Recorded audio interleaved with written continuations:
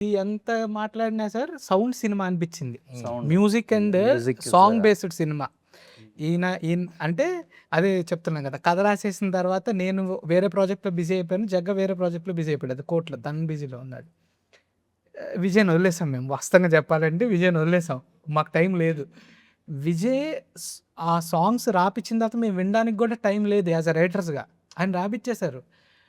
పూర్ణ ఎంత బాగా క్యారీ చేశాడంటే హోల్ ఫిలింని ఆ సాంగ్స్‌నన్నిటిని ఇట్ వాస్ వెరీ టచింగ్. అంటే ఎనర్జీ ఉన్న సాంగ్ ఎనర్జీగానే ఉంటది.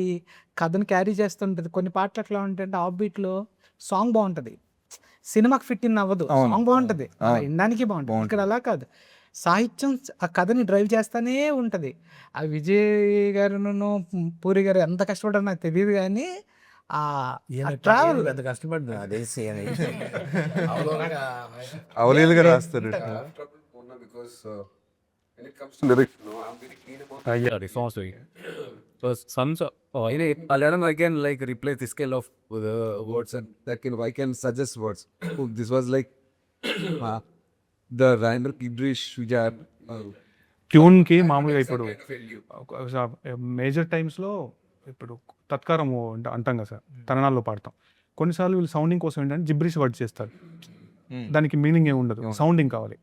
అలాంటి తమిళ్ అండ్ జిబ్రిష్ మిక్స్ అయిన అది చాలా టఫ్ టాస్క్ సార్. అది ఏ రైటర్కైనా ఆ సౌండ్ ఎంత మోతాదులో ఉందో అలాంటి సౌండ్ పడలేదంటే దానికి బ్యూటీ రాదు. ఎందుకంటే వీళ్ళు అకార్డింగ్లీ దానికే మ్యూజిక్ అంతా ప్లాన్ చేసుకుంటారు. సో ఆ సౌండ్ మెయింటైన్ చేయాలి, అదో అందంగా వినపడాలి. ఇప్పుడు రమణీయ కళ్యాణం అన్నారు. ఆ రమణీయ కళ్యాణం ప్లేస్లో నాకు ఏదో ఇచ్చారు ముందు, అదొక ఇన్స్ట్రుమెంట్ ఏదో ఉంది. సో దాన్ని క్రాక్ చేసి ఆ సౌండింగ్ ఆ మోతాదు వేసి మళ్ళీ బ్యూటిఫుల్గా ఉండాలి కథని చెప్పాలి. పదాలు వస్తే చాలు చాలా ఉంది అనుకో. పదంతో సో నాకు ఇంకొక బ్యూటిఫుల్ థింగ్ జరిగింది ఏంటంటే నాకు స్పూన్ ఫీడింగ్ ఉంది సార్ మొత్తం. ఓకే. నేను వైల్ వి డిస్కసింగ్ మేము డిస్కస్ చేసినప్పుడు యూవితో కూడా ఏదో ర్యాండమ్గా మాట్లాడేవాడిని. ఈ పాట అవుతుంది డార్లింగ్, ఇలా వెళ్తుంది అంటే సరే ఓకే బాగానే వెళ్తుంది అని అప్పుడు ఇంత కీన్గా అబ్జర్వ్ చేసేది. సో నాకు నేనే వన్ ఆర్ ట్వైస్ నేనే చెక్ చేసుకున్నా. సో పాటలన్నీ మీరు ఓవరాల్ ఒక ఆల్బమ్ వింటే కథ మొత్తం ఉంటుంది సార్, ఏదైతే మనం ఇంతకుముందు పాటలో విని. సో మిగతా 4 songs కూడా అదే అటెంప్ట్ అంతే. ఇప్పుడు రమణి go ahead. It's same question. Same Oh, okay. Same question. How do you know before I ask?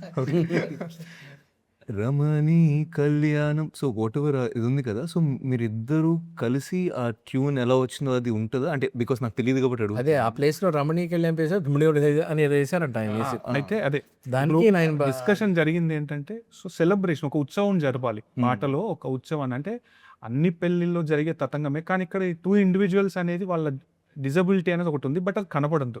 ఇప్పుడు ఆడియోగా వింటే ఇది ఒక ర్యాండమ్ ఒక మంచి బ్యూటిఫుల్ కపుల్ ఒక మంచి ఉత్సవం లాంటి ఒక జరుగుతుందనే చెప్పాలి. సో అదే నన్ను డ్రైవ్ చేసిన పోస్ట్ సార్. సో దీనికి ఒక క్లాసికల్ మ్యూజిక్ ఉంది.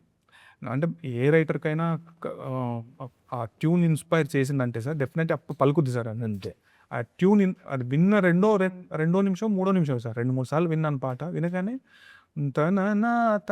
ఇమ్మీడియట్ పుట్టేసిన పాట, ఆ 3 లైన్లు రాగానే పాట అయిపోయింది. మిగతాదంతా వీళ్ళ లవ్ స్టోరీ చెప్పాలి. లవ్ స్టోరీ బ్యాక్ ఎండ్లో ఏదైతే మన కథలో అంతర్లీనంగా ఒక స్టోరీ నడుస్తుంది అది చెప్పాలి. చెప్తూనే వాళ్ళ ప్రేమ కూడా ఫోర్గ్రౌండ్లో బాగా ఇది చేయడం, ఇదంతా ఒక స్కీమాటిక్గా జరిగింది ఇదంతా.